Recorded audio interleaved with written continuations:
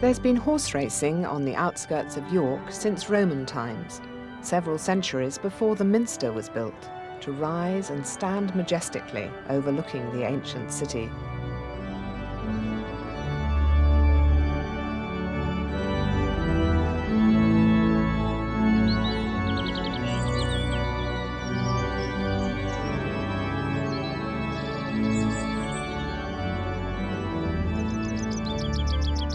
I absolutely love York Minster. There's no other building like it. It really gets into your blood.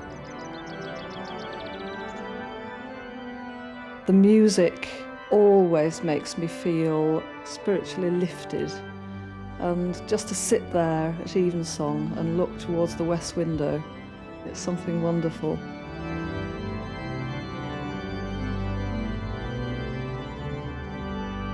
A visitor from far away in the soft south wrote, "I came into York Minster on a murky, foggy day, and inside the building was full of light because the mist was lying low and the sun above it was shining in through the high windows.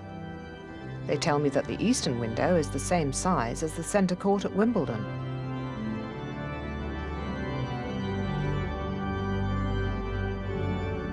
A mighty and impressive building has stood in York, high above the protecting River Ouse and behind a massive walled embankment since Roman times. When as Eboracum, it housed the 6th Legion, 5,600 heavy infantrymen who controlled for the Roman Empire the bleak and savage province of Britannia Inferior. Today, the Minster, the cathedral and metropolitical church of St. Peter in York, is responsible for the spiritual needs of roughly the same area as the Roman soldiers controlled all those centuries ago. And the breathtaking beauty of the building dominates the city and the surrounding countryside.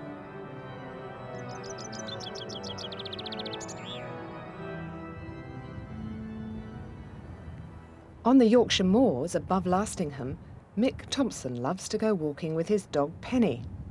Mick is a serious walker and has in his time done more than 40 miles at a stretch. The Yorkshire moors where I walk, it's just bleak countryside. On bank holidays you can be on your own out there.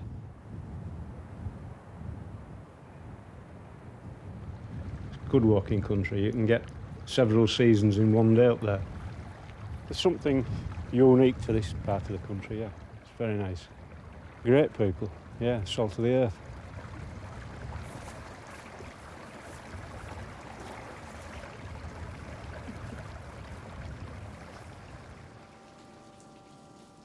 At work, Mick is one of York Minster's talented stonemasons. With the rest of the team, he has a non-stop job, keeping pace with the damage which wind and weather, time and tide, as well as 3 major fires have caused to the huge building. It's hard, intricate and physical work. The main thing to do my job in the stone yard is patience. You can't rush working stone. If you rush too much, you tend to make errors. And there's no going back once you've made an error on the stone, and you have to start again. Some of the work, when we finish it, is taken straight out and fixed. But other pieces have embellishments on which the carvers do, and then that stone will go to them and they'll finish it, and then it'll come back to us and we'll take it across and fix it on the building. The stone that's been damaged on the building that's weathered, some of them they can recognise what the shapes were, and they work as closely as they can to the shapes that were up there in the olden days. It's something I think good carvers are born with, rather than I don't think I have the qualities to be a carver, maybe.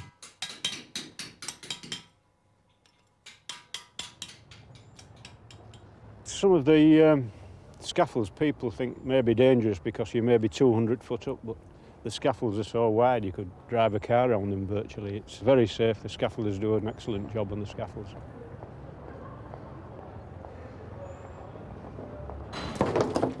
There's always something to learn about the building. You see it from different angles, different lights, different times of day. It's It's like a living building.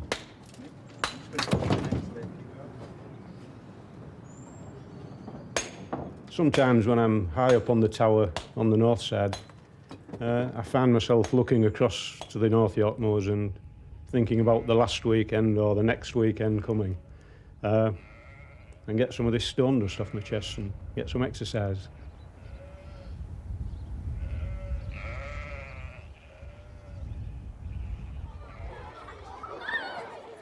Like all great cathedrals, York boasts a choir school.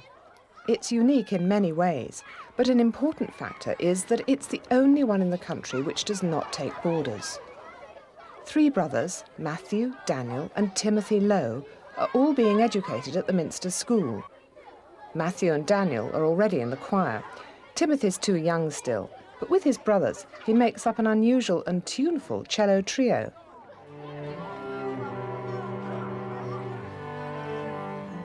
They often practice at their home in Tollerton, 10 miles out of York, under the watchful eye and helped by the musical ear of their mother, Sue.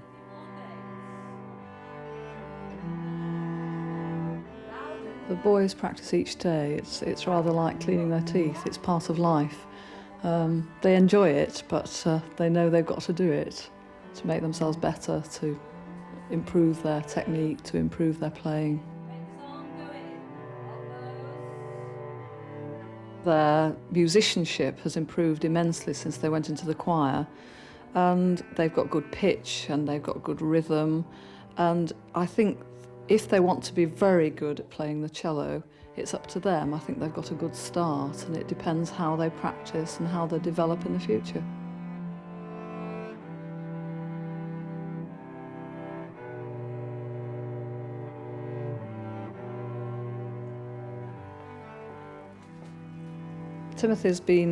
He's felt rather left out of the choir. The other 2 been in the choir now for about 2 years. And when he was accepted for the choir, he was absolutely delighted. I don't think I've ever seen a child so happy. And he just can't wait till September, to when he will be singing in the choir with the boys.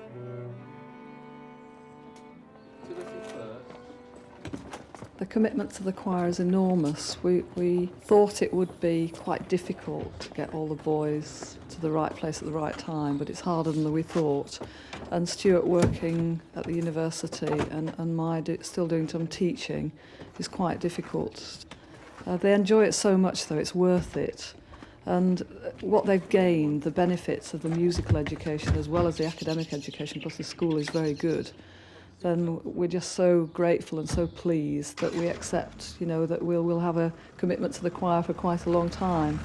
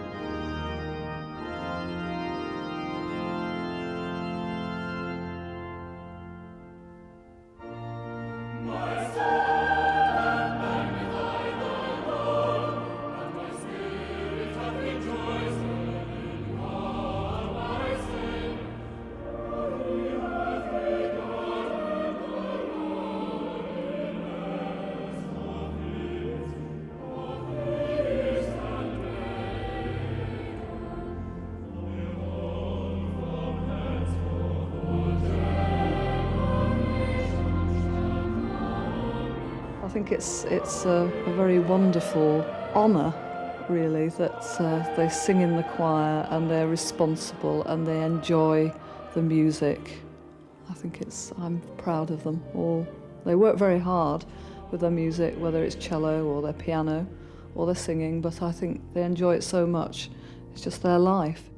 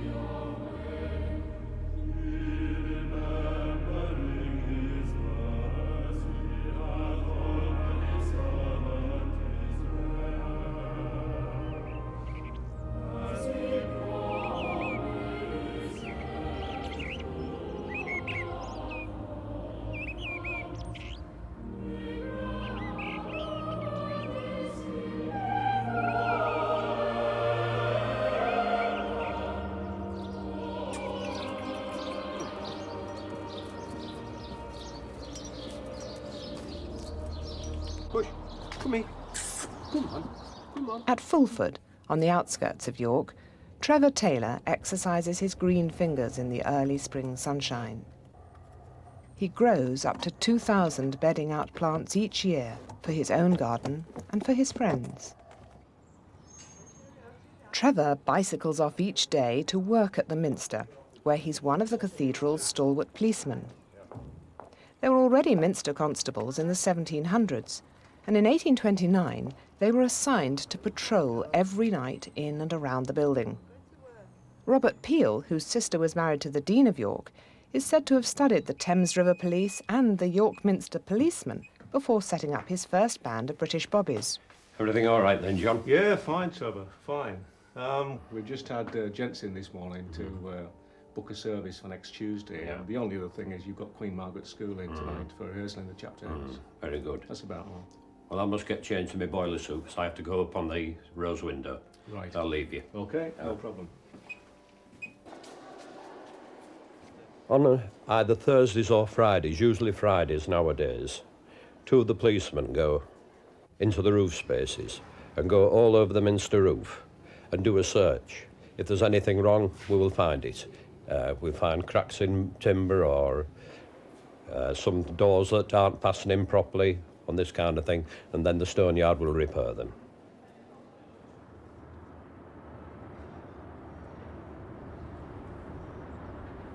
When I first started at the Minster, the canon who did the interviewing for the job said to me, "Now, how do you feel about heights?" And I said, "Oh, I'm quite all right painting the top of my house." And he said, "Well, I'm not talking about the top of your house, I'm talking about the top of the Minster." But I find when you first do it, when you first go up those rung ladders, you're nervous, you're inclined to freeze a bit. But after you've done it a bit, it doesn't bother you at all. The only thing is the ladders have been there a long time. That's the only problem.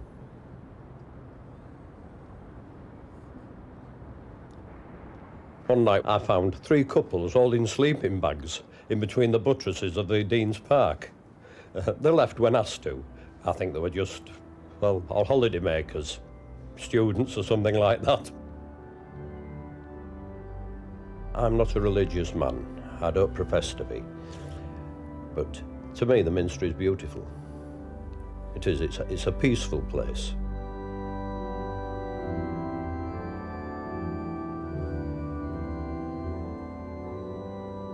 Yorkshiremen and women would claim, with some justice, that York Minster is the most beautiful and the most important cathedral in the land. Certainly this marvellous building is at the top of the First Division, along with Canterbury and St Paul's.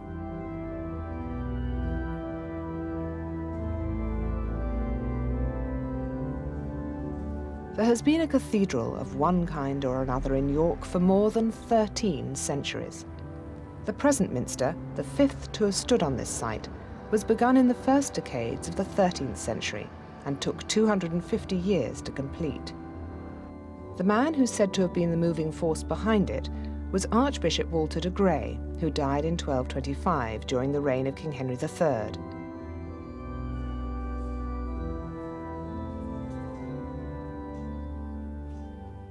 At her home in Burton's Stone Lane, Celia Ankers has a collection of old and fragile fans which need constant attention and which keep her eyes and her fingers in training for the intricate weekly work which she and her friends do in the attics of St William's College, just to the east of the Minster.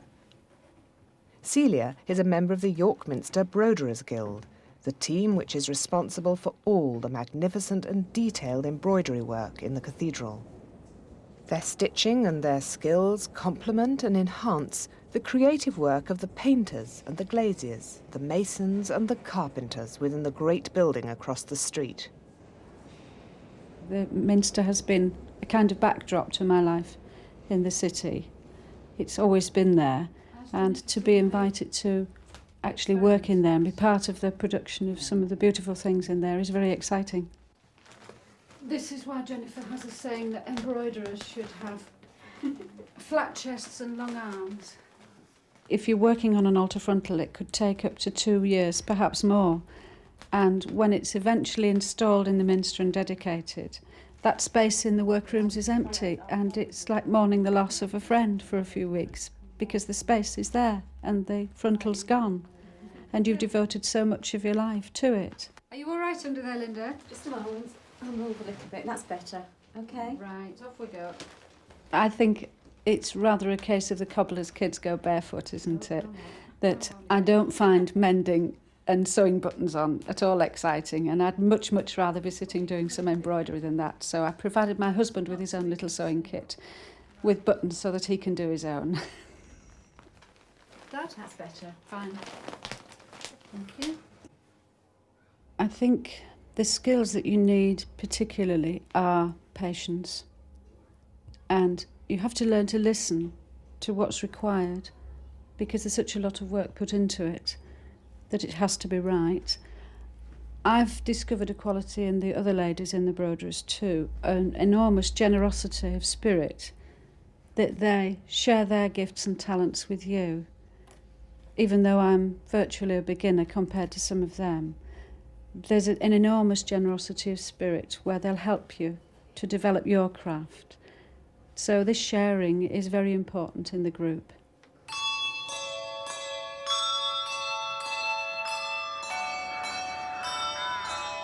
In All Saints' Church at Huntington, close to the north of the city of York, Doreen Sanderson and her friends practice their handbell ringing. They're much in demand in the area, and the bells they use are more than 100 years old.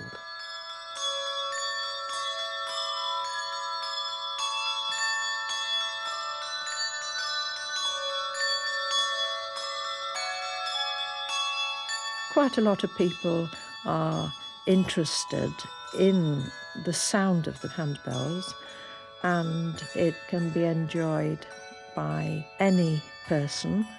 Our youngest ringer is Peter, who is 12, and our oldest ringer is approaching 70, I think.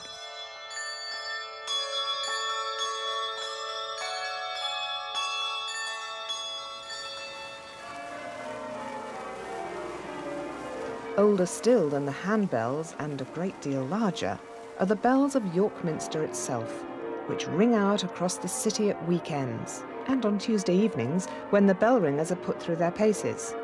Here, Doreen is no longer in charge, but works with the rest of the team under the direction of her son-in-law, the ringing master, David Potter.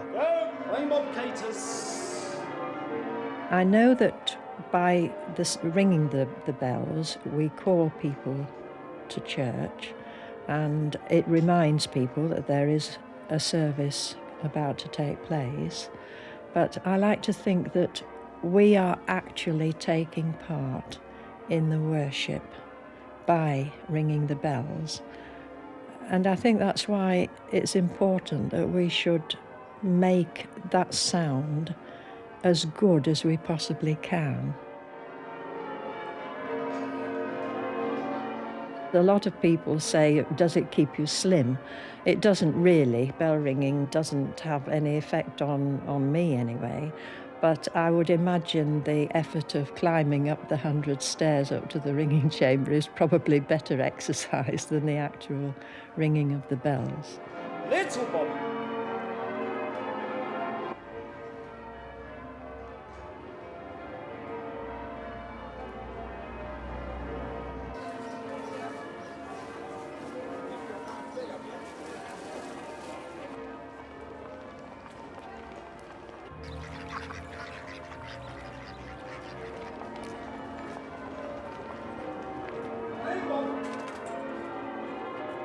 School children come from near and far to visit York Minster and to learn about its history and how it was built. The Centre for School Visits is run by Anne Willey, and one of the teachers there is Jeremy Maldowney. I'm going to show you now one of the tools that they use to actually grip the stone in order to raise it up. It looks a bit like a pair of pliers, doesn't it? It's called a pair of nippers. With the help of polystyrene blocks and ancient lifting gear, the youngsters are taught how the early builders managed to cope with the heavy stone blocks without the machinery that's available today. If I raise it, you can see that the stone pushing down pulls the nippers together and holds the stone even more tightly. Now I'm just going to put that down on the floor and I want you to see if you can raise it. You put your finger through that ring and see if you can raise it up. That's right. Emperor-sized jigsaw puzzles challenge them to reconstruct the great rose window.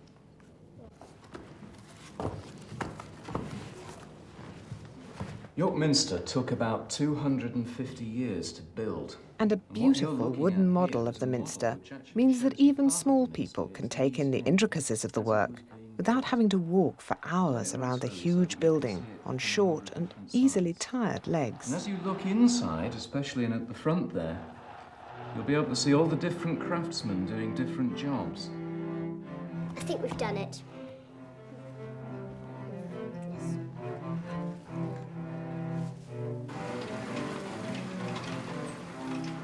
At a health club at Rydale Stadium in Huntington, just outside the city, Bryony Benwell works out on a March evening. She has to be fit and strong to carry out her duties as one of the York Minster glaziers. Working with stained glass may not immediately suggest the need for great fitness. Well, it's quite surprising really, because you do need a lot of physical strength to do the job. Say, for example, climbing up turret stairs, could be 50, 60 stairs to climb 8 times a day.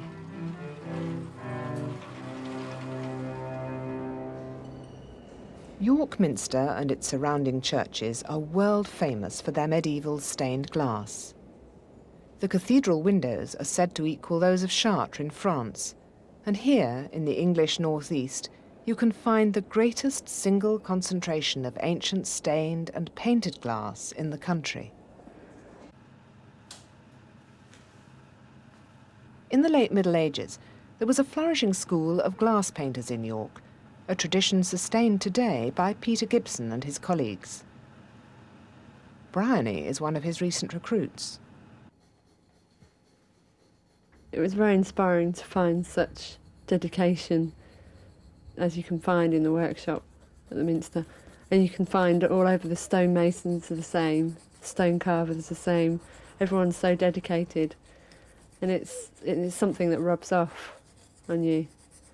And I think it's got something to do with the Minster being quite important to everybody who works there. And they've got a lot of respect for the building.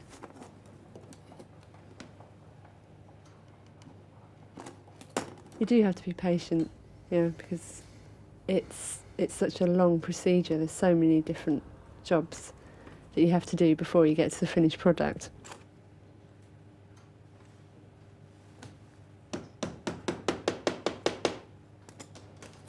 There's a huge pride taken in the work at the Trust. Everyone's so dedicated. It's unbelievable. I've never seen anything like it. That everyone works together really well, and there's a standard which will never drop. Good, Brian. Let's get our bank of heads out and see what we have in the bank at the present time. Let's take just one or two out, in fact. Now, look at this piece here. Now, look at that. 15th century, isn't it? That's right.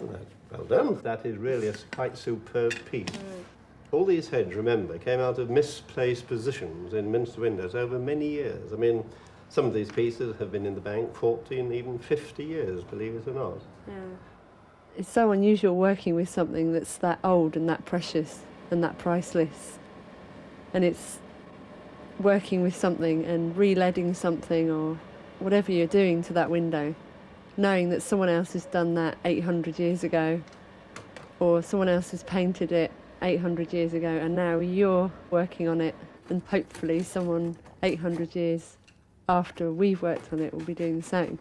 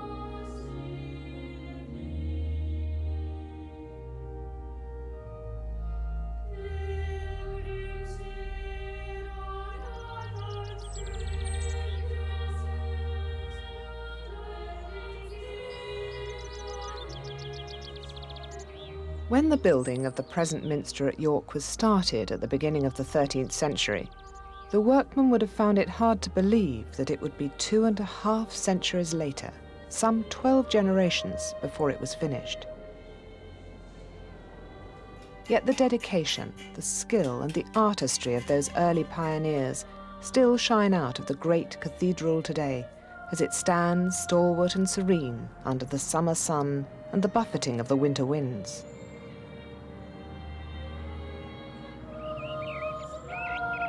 The beautiful old walled city wraps its protection round the mighty minster, and the people of Yorkshire are as proud and protective and possessive of it as you would expect them to be.